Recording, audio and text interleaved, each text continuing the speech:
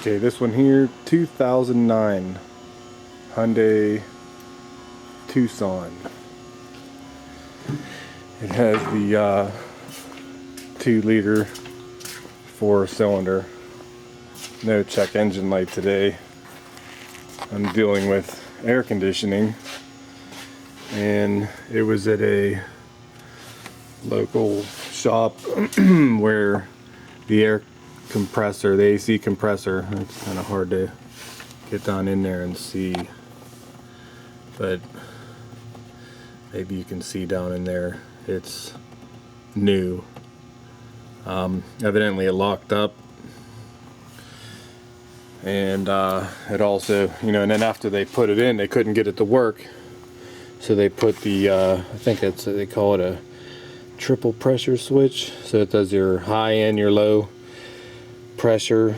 And there's one other leg. I will look at the wiring diagram, but with a new compressor and a full charge excuse me, the air conditioning won't come on. So as far as they went is, here's the AC relay. It's just a 4-pin, your 2 heavier lugs, for the load side of the compressor, and then the 2 lighter lugs are the control side.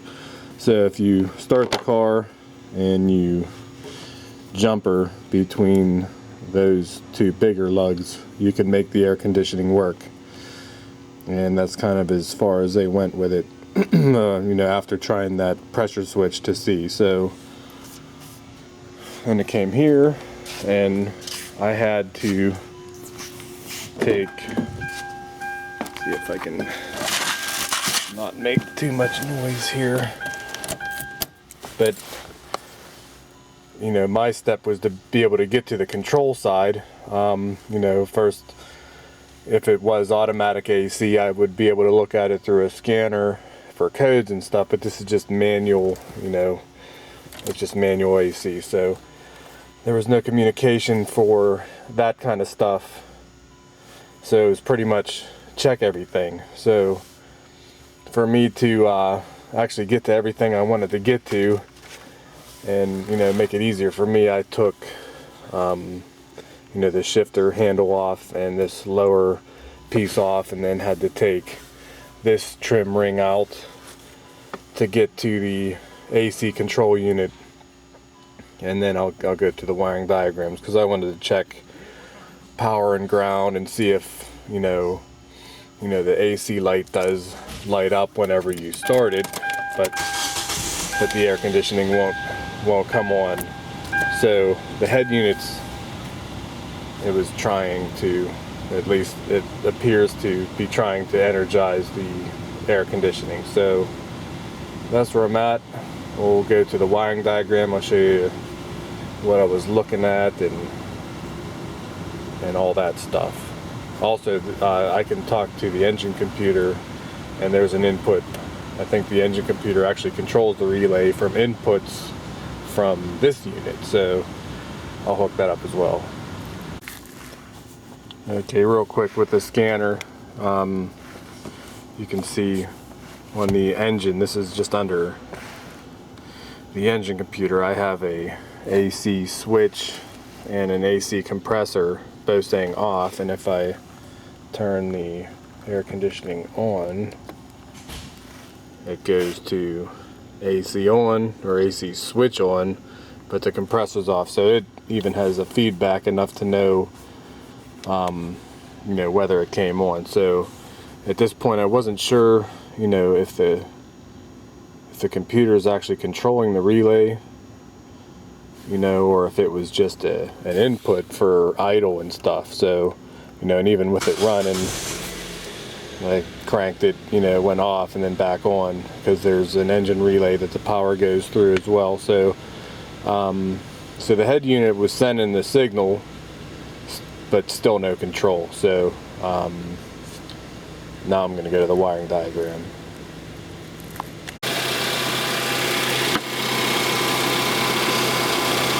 Before I get to the wiring diagram, just a real quick test, because they said they jumped it and they made everything work. I just like to start fresh.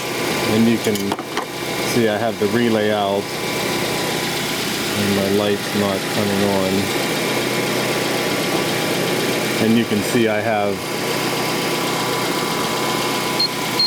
power on the one leg, the control side. I have a ground on the other. So that's pretty much the circuit through the fuse, through the AC compressor. That's the two big lugs. And if you get a paper clip, I can tell that spark, heard the compressor kick on, and it's not drawing enough amps to burn my fingers. So be careful with this, because I've made nice little burn indents in between my fingers by doing that in a high amp shorted circuit. So be careful with that.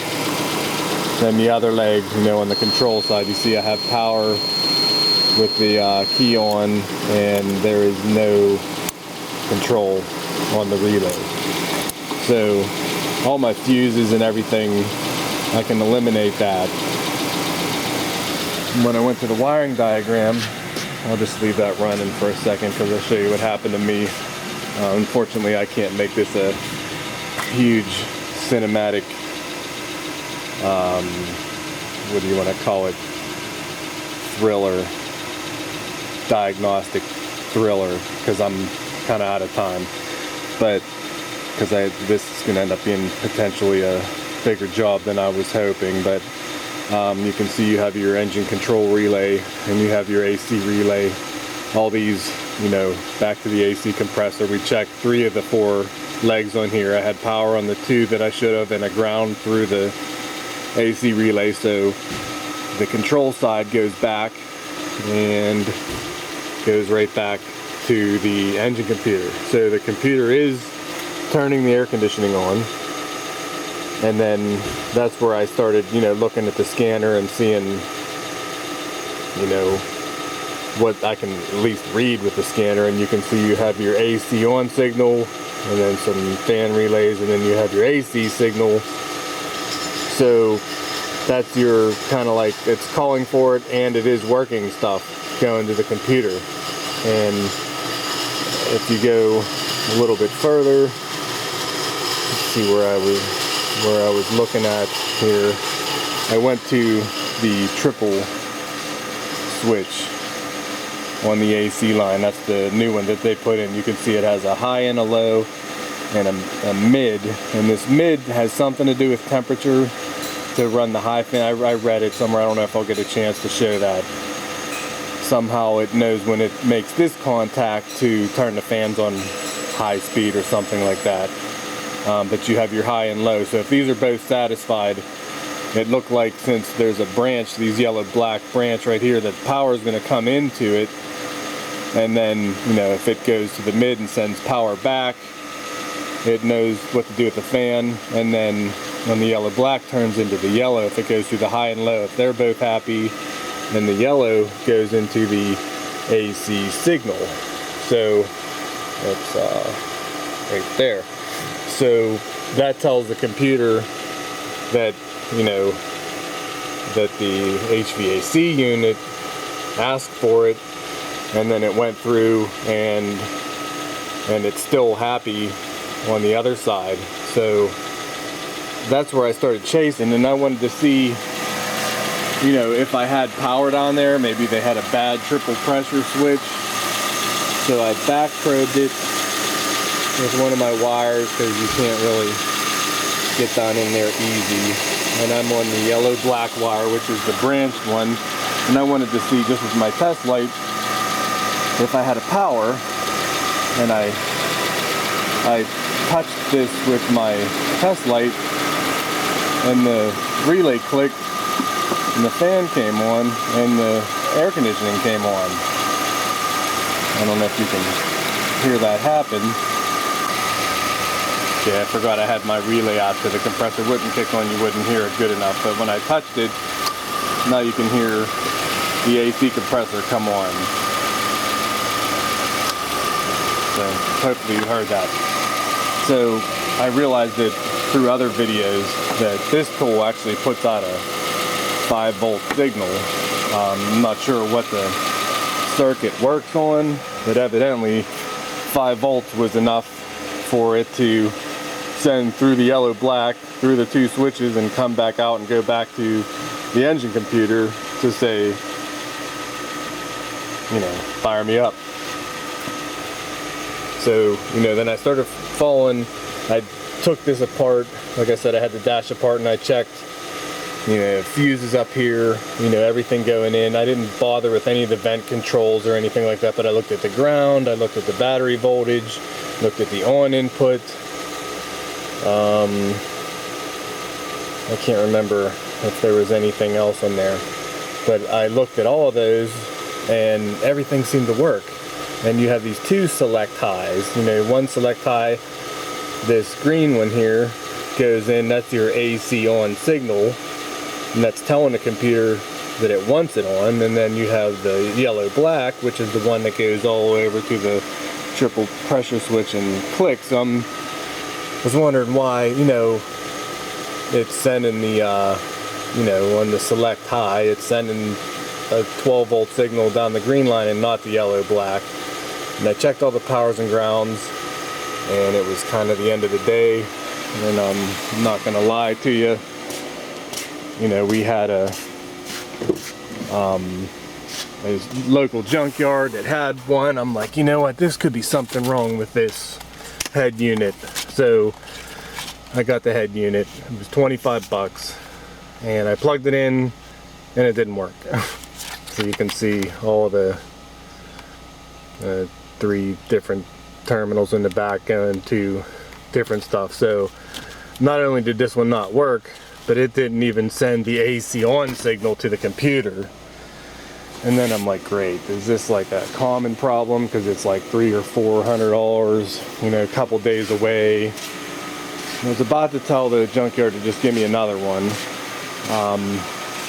And it was just one of those things where I just wasn't satisfied. So I started looking into my triple pressure switch issue and why I could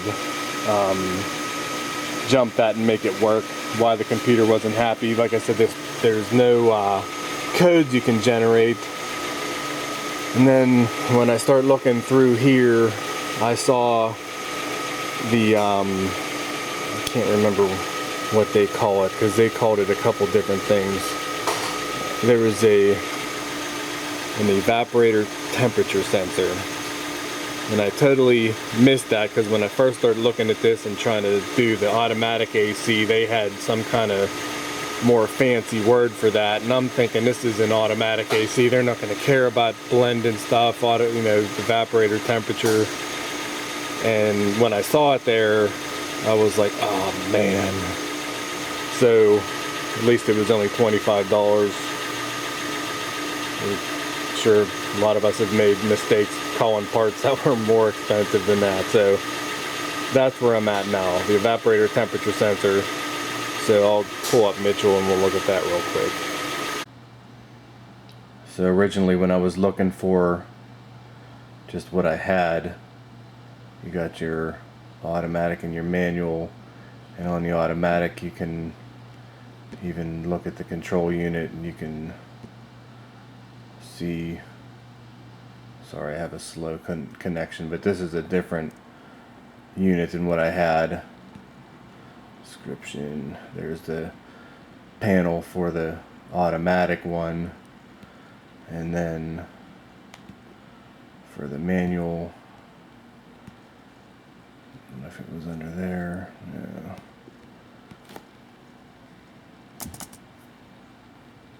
The control unit,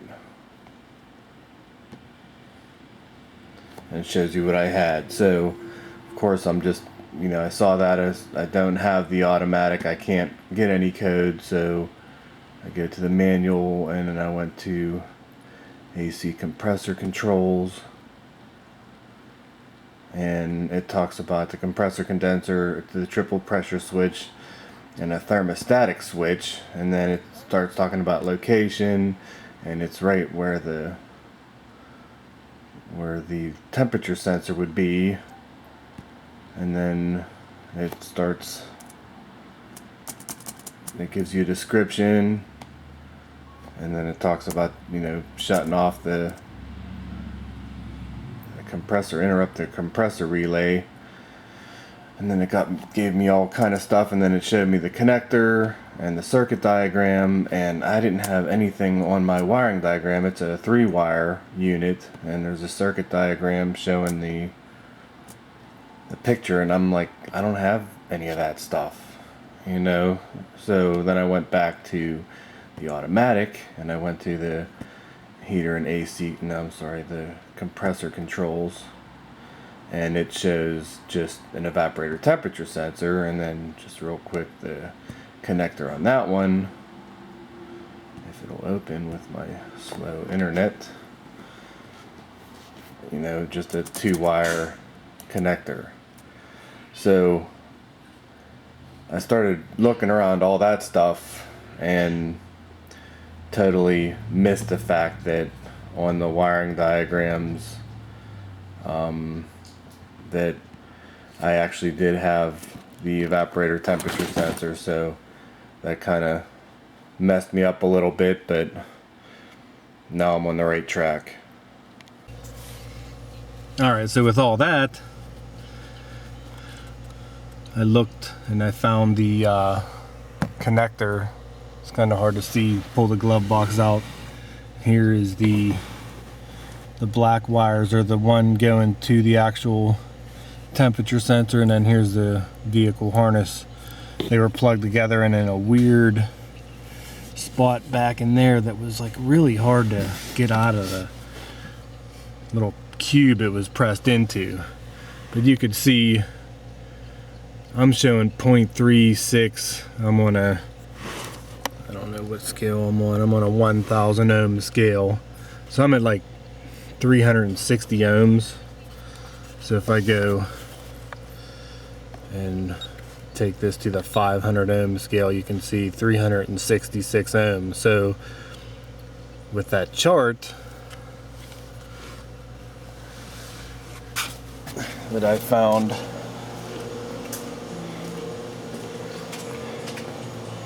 it's all in Celsius, and I'm in North America, so I don't do Celsius. So either way, I'm off the chart. There's like 50 degrees Celsius. Do the math later. If any of you guys got the equation, I can't remember what it is.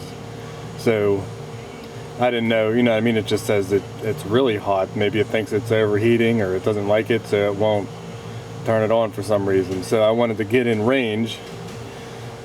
So I had a whole box of resistors, and I figured I'd go, you saw that 1.3 was around 40 degrees, 0.9 was 50 degrees. So I got a little box of resistors I always play with, and I believe this is a 100,000. So since I'm at,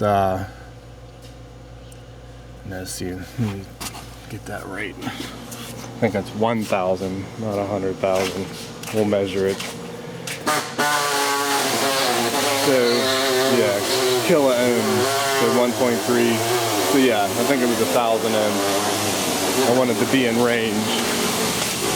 So, hook that up real quick. Sweet. So on my 500 ohm scale, I'm reading 981, so it's off the chart, but it's still reading on the digital part. But there's my symbol, 0.984. So I'm in range with that now, so I figured, what the heck, don't know what I'm doing with this anyway, and Mitchell doesn't have all the right stuff, at least the way I was searching for it. So I'm just gonna put this in line and simulate a sensor.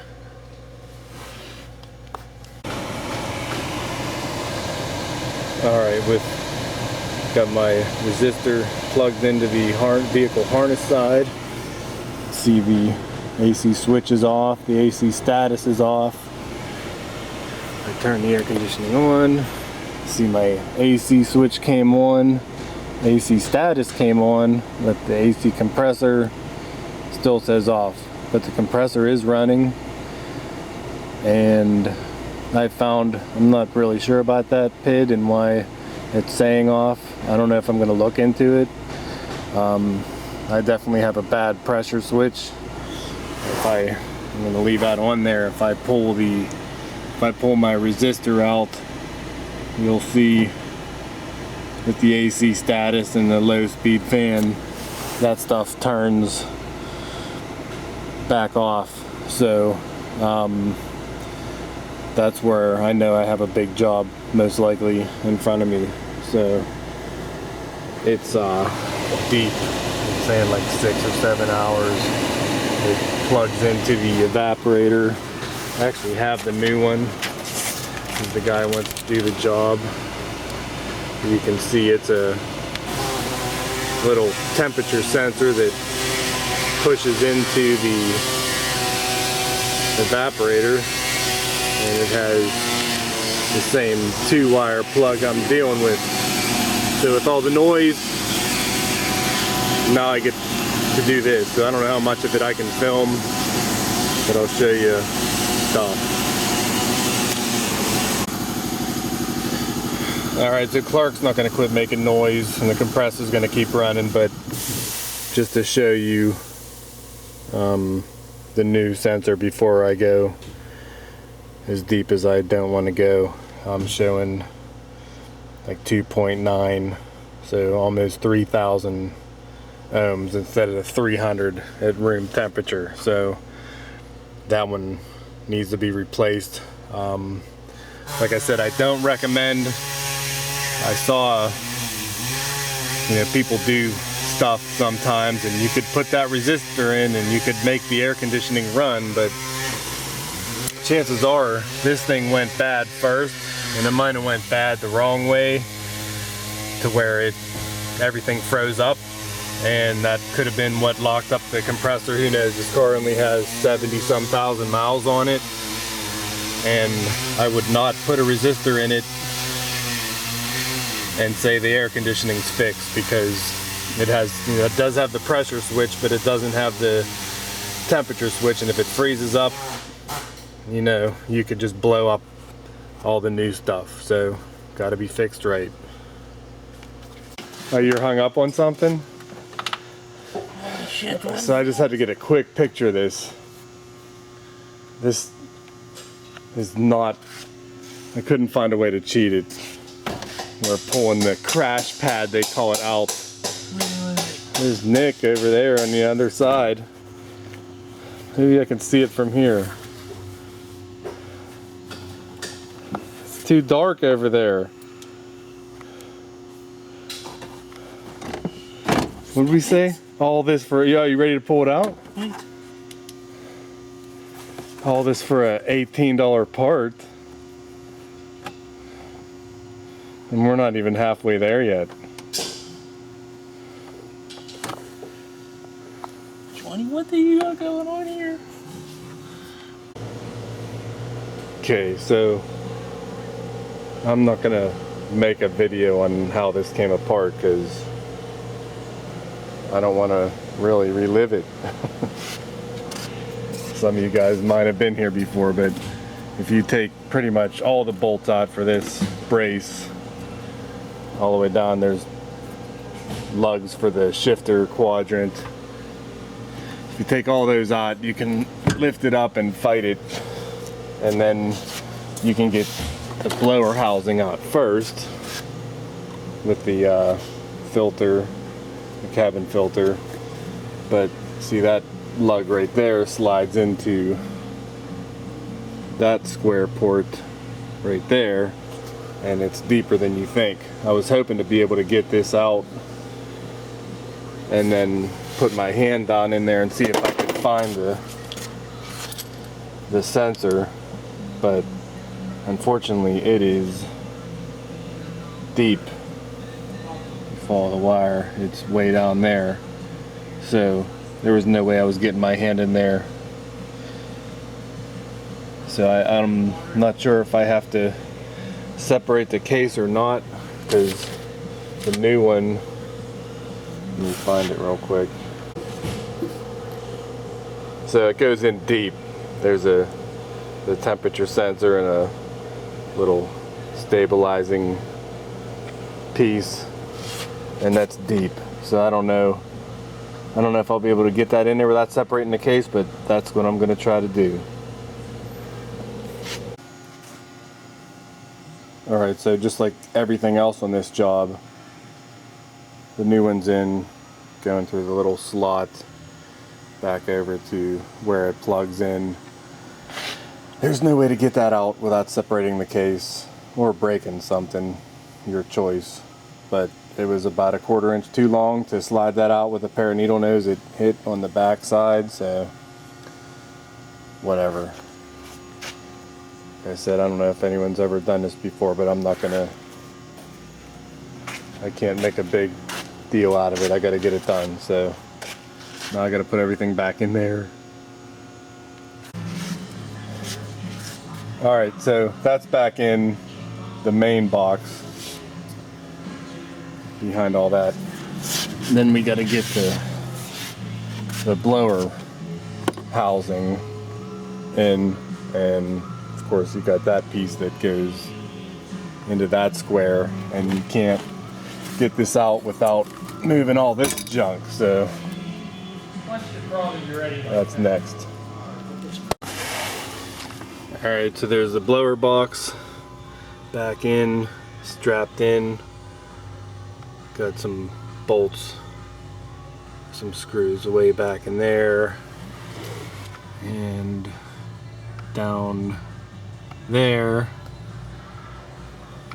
But you gotta put that in with this thing loose or it'll never come out. So now I gotta line this back up and put all the big lugs that go in, put the steering column back up, dashboard on, and hopefully I'll have it done today. Just wrapping this up. I might just take a picture of it together, but Nick wanted to make sure everything worked before we went the whole way back together. So we got the AC unit in with the sensor. I charged the air conditioning. That's full.